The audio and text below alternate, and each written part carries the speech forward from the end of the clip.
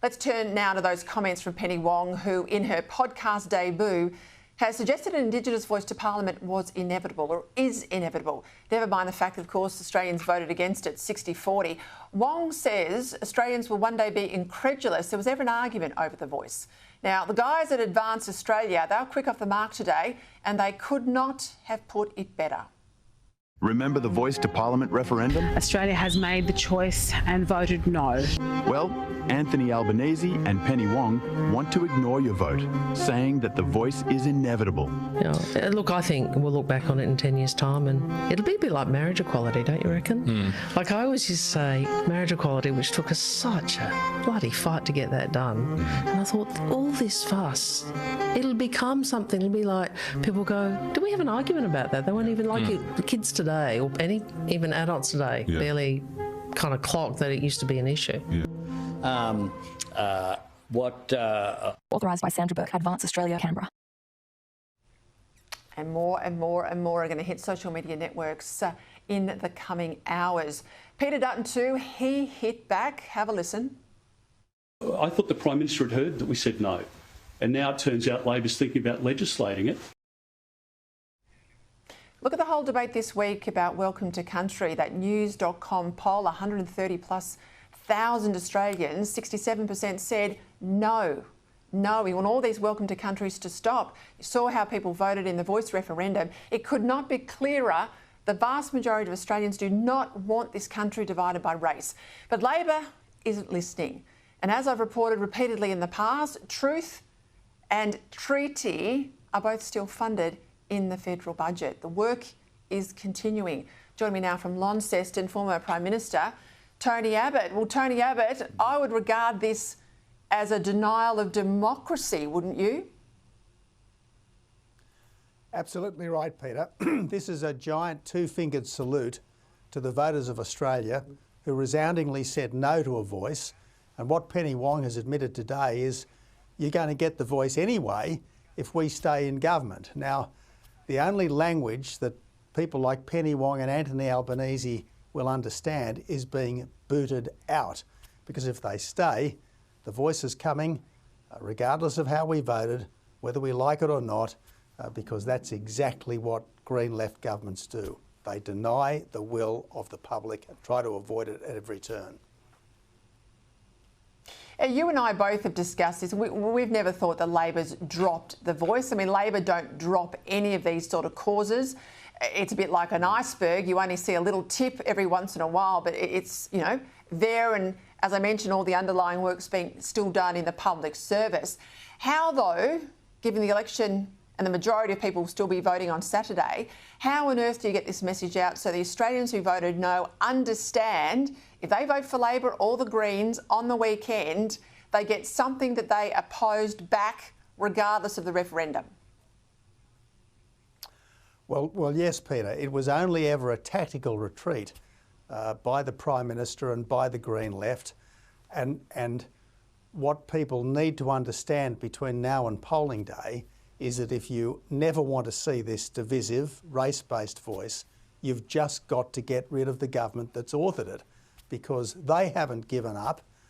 And if we want them to understand that no means no, we've got to get rid of the Albanese government that brought all this on. Talk to me about energy, because it's been front and centre of the campaign. If Labor's returned, though, under Chris Bowen, we're going to look like Spain. They've been left in the dark in recent days, and that's in relation to a renewables power breakdown. We've even got the former UK Labor PM, Tony Blair, saying that net zero is a big problem. He says rapidly phasing out fossil fuels or limiting energy consumption is doomed to fail. How is it that the rest of the world's waking up and yet here we've still got our head in the sand? Look, the biggest single disaster masterminded and brought on by the current government is the energy train wreck. And it's just getting worse and worse all the time. And Spain, which has had a national 24-hour blackout, shows what's just around the corner if we keep going down this path. Tony Blair has had the decency and the common sense to call this out, but the two people who will never listen are Anthony Albanese and Chris Bowen. This is worse than economic self-harm. It's almost attempted economic suicide, Peter. Now, I've been in probably a dozen or more marginal seats over the last few weeks, and the message that I'm getting from the general public, it's not just about cost of living. It's about the economic vandalism behind the cost of living crisis, and there's no better illustration than energy policy. People understand, as Dick Smith said today, it is a simple delusion to think that you can run a country on solar panels and batteries. You can run a house, but you can't run a country.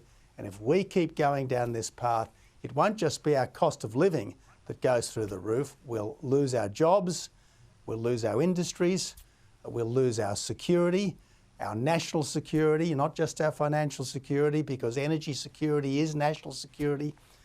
This is the scale of the unfolding disaster if we don't change the government on Saturday. Yeah, I just showed very quickly there an open letter that went into the newspapers today, 50 experts. So people not pushing a particular barrow, these are experts in energy who have called out the issue of our renewables only grid.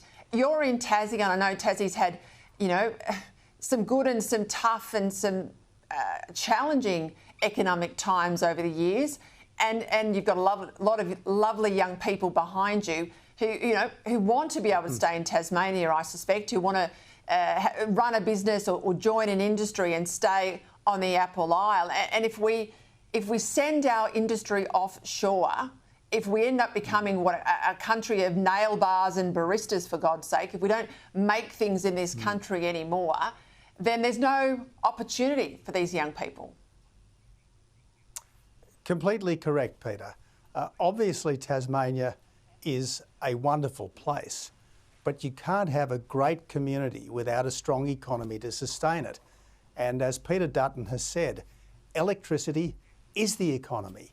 Power is the economy. And if we go back to the Middle Ages, relying on the sun and the wind to provide our power, eventually we're going to have a commensurate lifestyle and a commensurate living standard. And that's the folly of all this. I mean, China's not doing it, India's not doing it, Russia's not doing it, now the United States is not doing it, and yet we are still embarked on this road to economic nowhere. I'll leave you there. I know you're in marginal seats and you're working right until the wire. Someone would think you're still in office, Tony Abbott, but I know you love a campaign. Thank you for your time. I'm a recovering politician, Peter. I'm a recovering politician, and this is a relapse. I know you are. I know you are. I know you love a campaign. Thank you, Tony.